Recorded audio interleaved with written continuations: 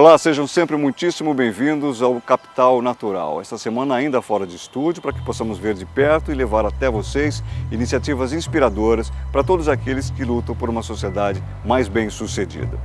Dessa vez peço licença para lhes apresentar uma experiência diferente. Você já deve ter ouvido falar dos Médicos Sem Fronteiras, um dos maiores grupos de ações humanitárias do mundo. Pois bem, além do trabalho sério e inspirador que realizam, eles ainda adotam estratégias de comunicação bastante arrojadas. Por exemplo, fizeram em São Paulo, no mês de setembro, uma exposição que propõe nos colocar na pele de um refugiado. O visitante é convidado a passear por um campo de refugiados reconstituído, assumir a identidade de um deles, o que provavelmente é uma das experiências mais precárias a que um ser humano pode ser submetido. Tudo é muito escasso e é preciso viver com pouco, muito pouco mesmo. É um belo exercício para quem quer entender e discutir sustentabilidade.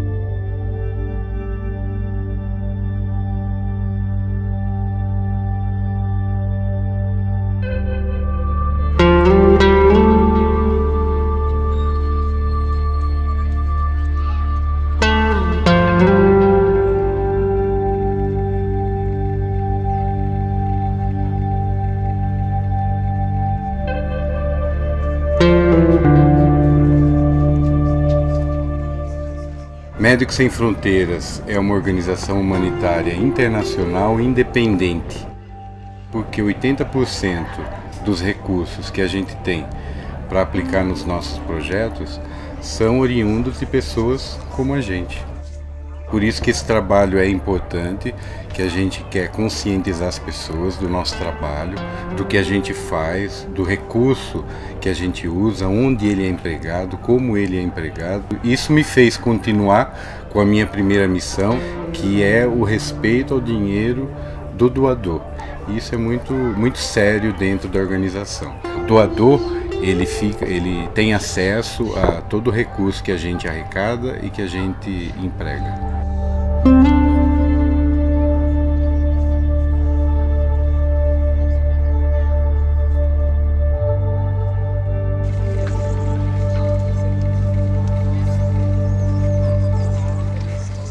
Aqui, vocês que vieram do Mali, do Sudão, né? Vocês estão assumindo a identidade de uma nova personagem. Vocês vieram da Síria, de outros países. Vocês atravessaram fronteiras internacionais para chegar aqui. Nesse caso, vocês são refugiados. Se vocês não tivessem que atravessar fronteiras internacionais, vocês seriam considerados refugiados internos. Por exemplo, no Haiti, quando o terremoto derrubou a casa das pessoas, essas pessoas se deslocaram, mas ainda assim dentro do Haiti, então eles são considerados deslocados internos. Vocês não estão sozinhos, porque no mundo nós temos 45 milhões de pessoas que são forçadas ao deslocamento. Esse número está aumentando em função muito da Síria, porque em 6 meses os refugiados pularam de 200 mil para 2 milhões.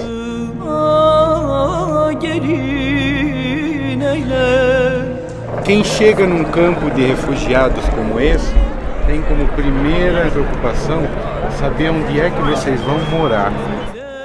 É normal você ter que dividir a sua casa com pessoas que você não conhece, que às vezes nem falam a sua língua.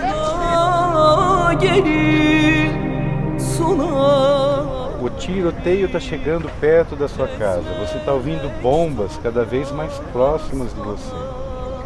Qual é o momento de deixar a sua casa, né? Qual é o momento de pegar seus filhos, algum utensílio, colocar uma bacia na cabeça e pegar o caminho para sair de casa? Tudo muito feito às pressas.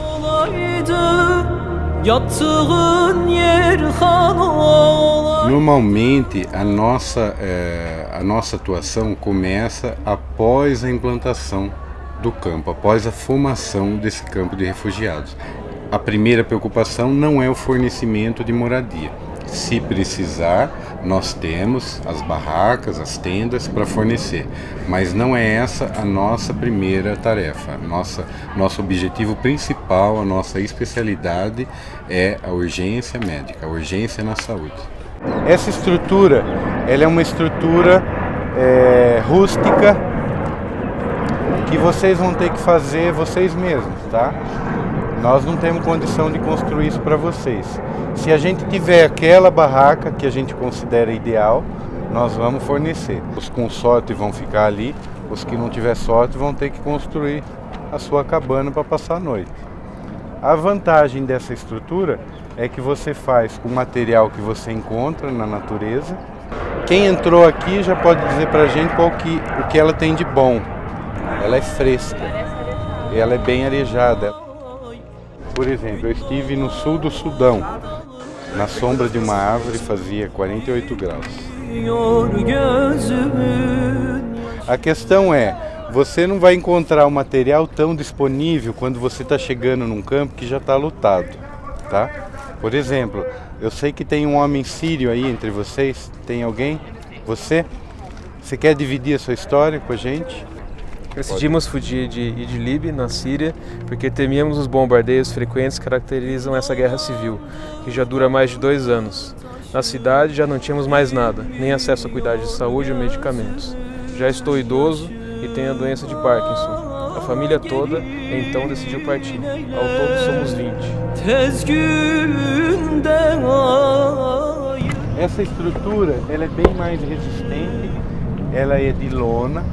Ela resiste bem à chuva, à neve, ao frio, mas ela tem uma desvantagem. Você que entrou lá, entra aí e diz pra gente. É quente. É meio quente, né? Durante o dia. Aquela é mais arejada. É extremamente quente. E contra isso a gente não pode fazer nada. Recomendações: se você deixar a sua casa sozinha, abandonada, para ir buscar água, quando você voltar, alguém já tomou a sua casa. E chegando num campo como esse, uma estrutura que o ideal seria provisória, quem sabe quanto tempo vocês vão ficar aqui? O campo de Dadaab já tem 20 anos. A parte de alimentação tem outros organismos internacionais, como o Programa de Alimentação Mundial, que se ocupa dessa área. Nós temos que cuidar da parte da limpeza da água, coleta da água, distribuição, da parte da latrina. Essa parte também cabe a nós. Essa é uma latrina que a gente usa. Normalmente a estrutura que a gente usa é de plástico. A gente chega no local, faz o buraco, põe a tampa, cerca com o que tiver, está feito o banheiro. Se for um projeto de cólera, nós não usamos a tampa e nem a porta. Nós removemos a porta justamente para as pessoas não tocarem e não espalhar a doença. A água que nós vamos fornecer para vocês, ela é captada de um poço ou por caminhão-pipa. Nós temos que trazer essa água até o campo de refugiados e a gente capta ali, bombeia por umas bexigas assim, clora, a gente faz diferentes soluções de cloro para beber, para lavar as mãos, para desinfecção do ambiente e cada família vai receber um galão como esse de água, tá? Você pode depois voltar para pegar mais, tá? Mas lembra, cada vez que você voltar aqui para pegar água, você vai ter que enfrentar a fila. Lembra que você não pode deixar a sua casa sozinha e nem com as crianças dentro sem vigilância. A Organização Mundial de Saúde recomenda que cada pessoa receba 15 litros de água por dia. Quanto vocês acham que um brasileiro consome por dia?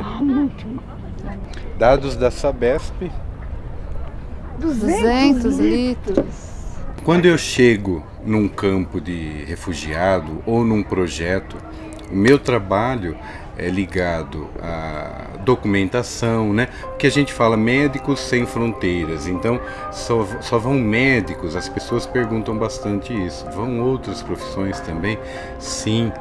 Por exemplo, num projeto de cólera, nós precisamos do médico para tratar do paciente, precisamos das enfermeiras para auxiliar o médico, precisamos de engenheiros, de logísticos para gerenciar toda a desinfecção do campo, o destino daqueles dejetos. Também vai o administrador, que vai fazer a contratação de pessoas para trabalhar, ele vai ser responsável pelo pagamento e principalmente pela prestação de conta, onde ele tem que mostrar que os recursos gastos naquele projeto foram bem empregados.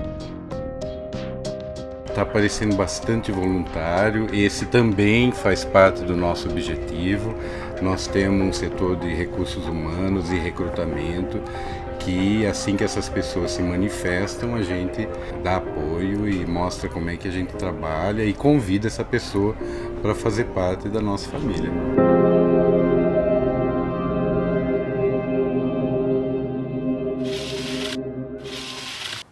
Uma paradinha rápida para você acompanhar os destaques do noticiário do Band News TV.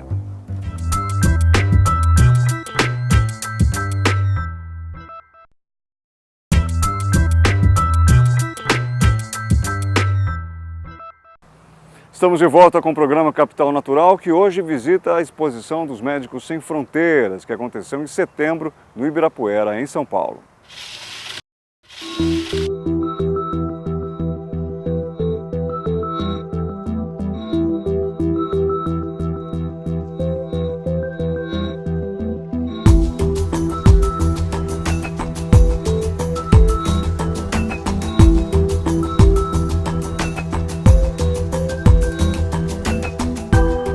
No campo de refugiado, as queixas acabam sendo muito comuns, desde as dores comuns até as condições que são mais características de um campo, que são as infecções que são transmitidas quando a gente tem muito aglomerado. Uma quantidade maior de pessoas no ambiente, as pessoas estão com a saúde debilitada e isso facilita a transmissão de algumas doenças. Como vocês viram, nem sempre a quantidade ideal de água tá disponível, então isso é um fator que acaba favorecendo a disseminação de doenças. Então essa tenda está preparada para atender essas condições, além das queixas normais de dores, de mal-estar, que todo mundo, mesmo quem não está no campo de refugiado, estaria tendo.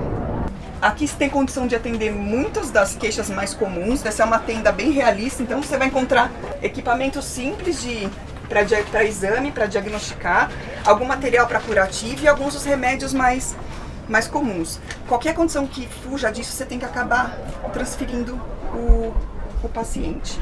Às vezes é um hospital da cidade que foi identificado como um lugar confiável para estar levando os pacientes.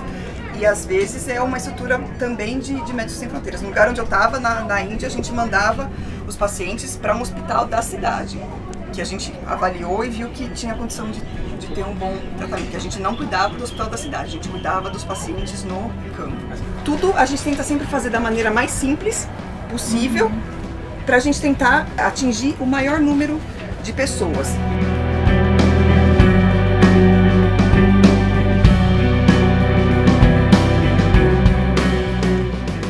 O que a gente usa para diagnosticar a desnutrição em campos é uma tirinha. Você vai usar ela aqui no braço e vai fechar ela até o diâmetro do braço da pessoa. Se você fecha até chegar na faixa vermelha, isso vai indicar desnutrição grave. Se você encontra essa aqui, o laranja, você vai diagnosticar uma desnutrição moderada. O amarelo é uma pessoa em risco de desnutrição e o verde indica que a pessoa naquele momento não está desnutrida. Como a gente não tem muito recurso para manter o paciente, a gente trabalha muito com aconselhamento, que é alguém que tem bastante informação sobre a doença, que está em contato direto, tipo um agente de saúde que a gente tem aqui no Brasil. A gente tenta sempre identificar pessoas que seriam capazes de fazer essa transmissão de conhecimento, de informação e de ser um suporte para quem está recebendo o tratamento.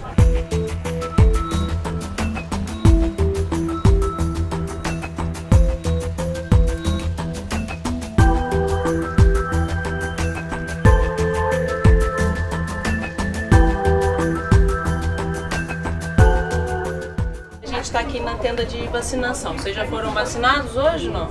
Não, né? Eu sempre faço essa pergunta porque tem cerca de 20 milhões de crianças no mundo que nunca tiveram contato com nenhum tipo de vacina. Nem as mais básicas do calendário que a gente diz, tipo a BCG.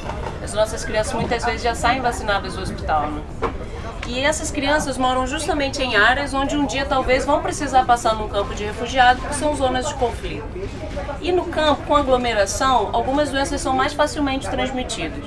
Tipo, vocês estão dividindo a tenda de vocês com 4 famílias. Se tem uma criança ali que está com sarampo, por exemplo, as outras 8, as suas 8, talvez sejam contaminadas. E aí vira uma epidemia muito fácil. Então a gente usa a vacinação para quebrar uma epidemia e também as vacinas que as crianças tomam habitualmente, hepatites, tétano, meningite, essas vacinas todas a gente tenta disponibilizar. A questão é que ainda é um desafio para a organização, trazer essas vacinas até vocês, os refugiados, com qualidade. Porque a vacina tem que ser armazenada sempre entre 2 e 8 graus. E a variação brusca de temperatura, ela pode inativar a vacina. E aí a gente não quer só dar injeção no pessoal, a gente quer garantir a prevenção. Então o pessoal da logística, que é esse povo que cuida da latrina, que monta as estruturas, eles vão fazer pontos com geradores, que de um modo geral são mantidos a gasolina. E aí esses geradores vão segurar os freezers, onde a gente vai armazenar as vacinas. E a gente vai fazer o transporte de carro, de moto, que precisar, em caixas tipo essa daqui. Então se a gente mantiver ela fechada a maior parte do dia, a gente consegue segurar a vacina até o fim do dia. E aí dessa caixa maior a gente abastece esses coolers menores, aí sim a gente vai fazer a manipulação. E vocês chegam direto na nossa mesa, onde a gente identifica as pessoas, segundo a faixa etária a gente distribui as vacinas e você leva esse documento para casa. Você já tem alguma coisa para identificar suas crianças, alguma coisa, se você for para um outro campo de refugiados, você já pode mostrar qual vacina você tomou e tudo mais.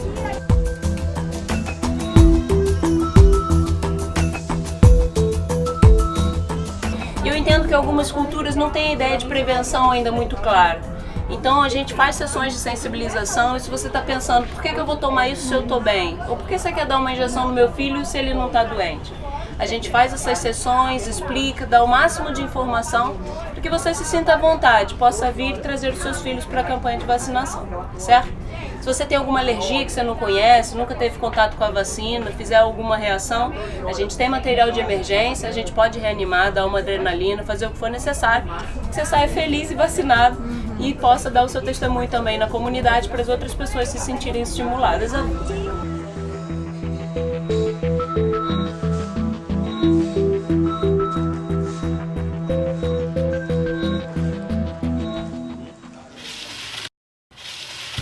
Última parada desta edição para que você veja os destaques do noticiário do Band News TV.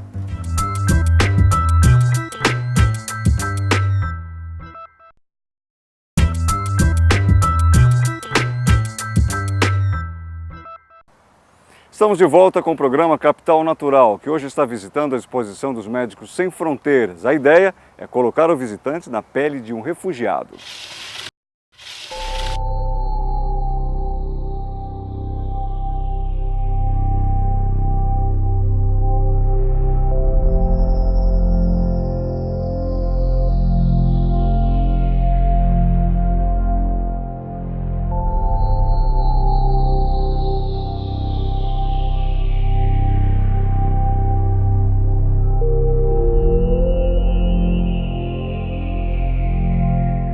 Aqui é uma área onde as crianças vão ficar internadas, tá? Além da desnutrição severa, elas têm algum outro problema de saúde que elas precisam ficar internadas por alguns dias. Essa criança aqui, por exemplo, ela tá com malária e é por isso que a gente colocou o mosquiteiro aqui, para evitar que o mosquitinho venha, pique ela à noite e saia transmitindo para todas as outras crianças internadas.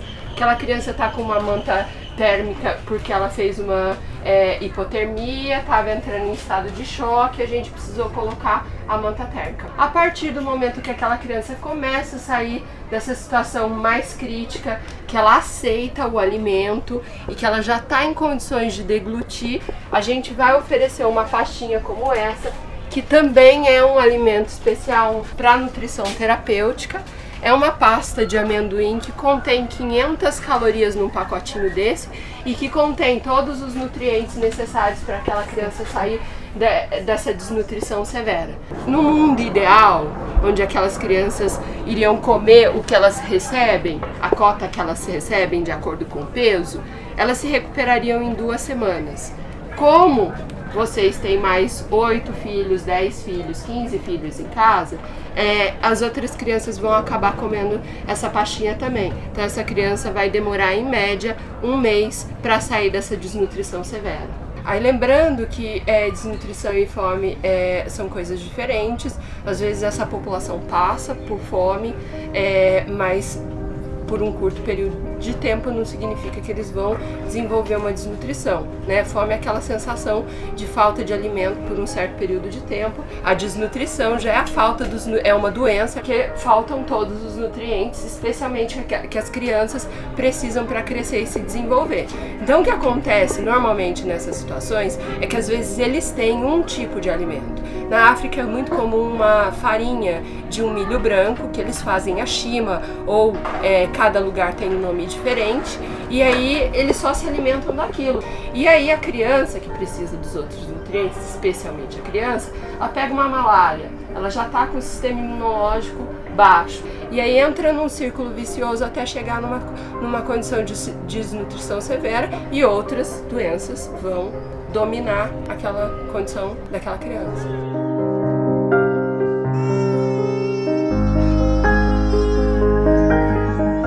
Sempre vai ter um profissional internacional de plantão 24 horas, então ou um médico ou um enfermeiro. Na maioria das vezes vai recrutar profissionais locais, você vai treiná-los para que eles possam fazer o mínimo.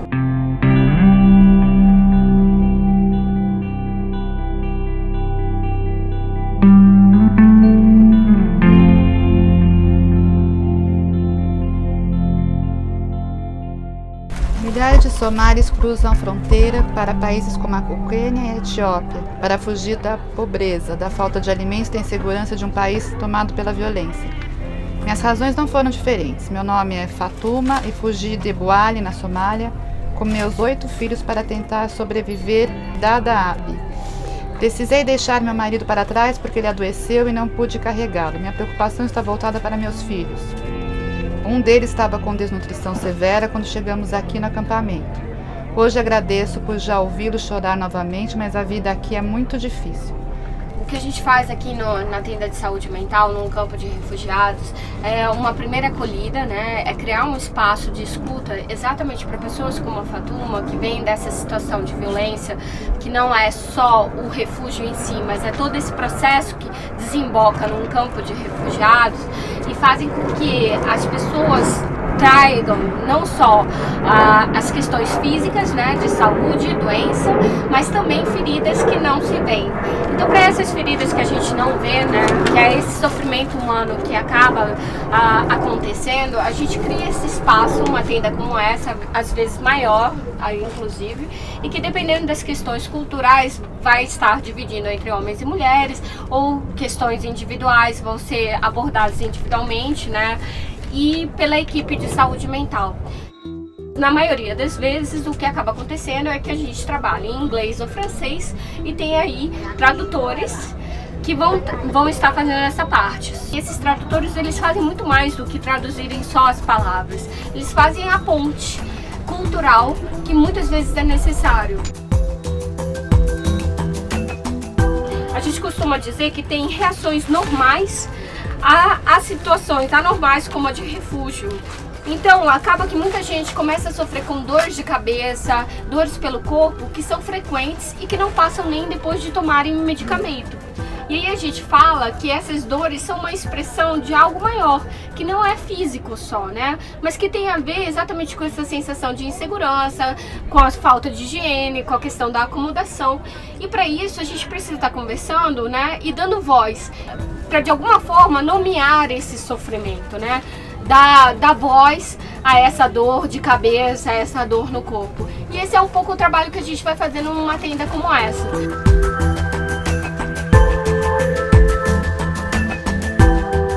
Às vezes o campo também reproduz num movimento paralelo o que está acontecendo fora, né? A situação fora. Então etnias que estavam brigando fora passam a brigar dentro. As pessoas passam a desconfiar uma das outras e a se tratarem como inimigos. E esse espaço aqui a gente tenta exatamente ativar os mecanismos de ajuda interpessoal dentro de um campo, né? Potencializar os recursos que cada um vai tendo para enfrentar essa situação. E que a gente espera que seja uma situação de transição para uma vida melhor. Por exemplo, a gente usa muito o recurso do desenho, de contar a história. O desenho aqui que eu tenho são de refugiados que passaram antes de vocês. Tem da Colômbia, tem também da Síria, da Palestina. E são uma maneira também de ajudar as pessoas a narrarem, né? E a integrarem esses eventos de muita violência, muitas vezes extremos. Vocês podem perceber o próprio conteúdo dos desenhos tem relação com morte, com sangue, com abandono, né, com medo. E aí ativar os recursos das pessoas também passa por criar espaços dentro do campo para as questões espirituais delas, né? A gente não vai fazer, mas ajudá-los e incentivá-los a organizar isso, ou torneios de futebol, incentivar as pessoas a organizarem esses espaços, né? Criarem condições de estar dando uma normalidade e uma rotina dentro desse campo de refugiados.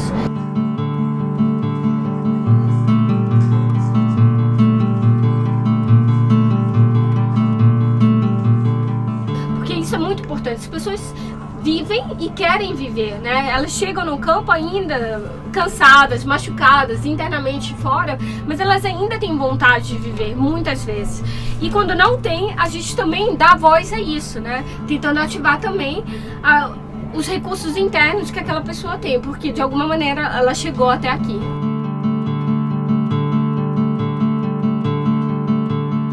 Eu vi nessa experiência com Médicos Sem Fronteiras, eu estou desde 2009, pra mim eu vi o pior e o melhor do ser humano, entendeu? Eu vi exemplos de solidariedade que eu jamais imaginei, em lugares que nunca esperei que pudessem acontecer. E você vê casos, e houve casos de relatos brutais de violência entre seres humanos também, por questões religiosas ou de conflito de interesses ou de poder. É de uma brutalidade esse conflito, de crianças serem expostas a verem pessoas esquartejadas diante delas, membros de família, de violência sexual das piores formas que você podem imaginar, que me chama muita atenção, né? Como que a violência está presente em todos os espaços do mundo, né? E como que a gente ainda como humanidade não consegue encontrar outras maneiras de lidar com as nossas dificuldades.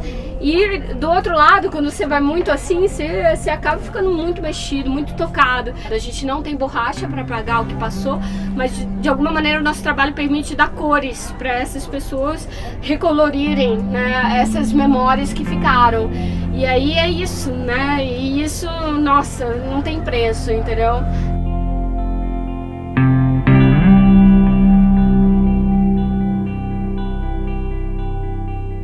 Se alguém tiver interessado em trabalhar com a gente, vai ser muito bem-vindo. Profissionais de vários setores. Basta entrar no nosso site de Médicos Sem Fronteiras Brasil, envie o seu currículo e nós temos um departamento de recrutamento que vai analisar caso a caso e essas pessoas vão receber a merecida atenção.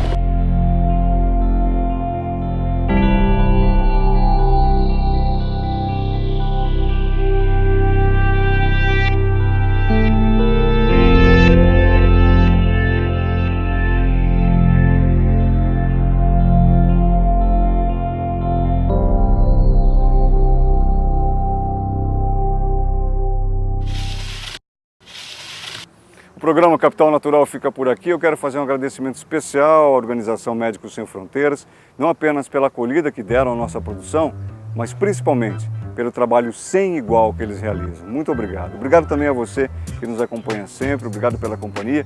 Eu sou Guto Abranches, continue conectado com a gente em rede, nas mídias sociais. Até a próxima.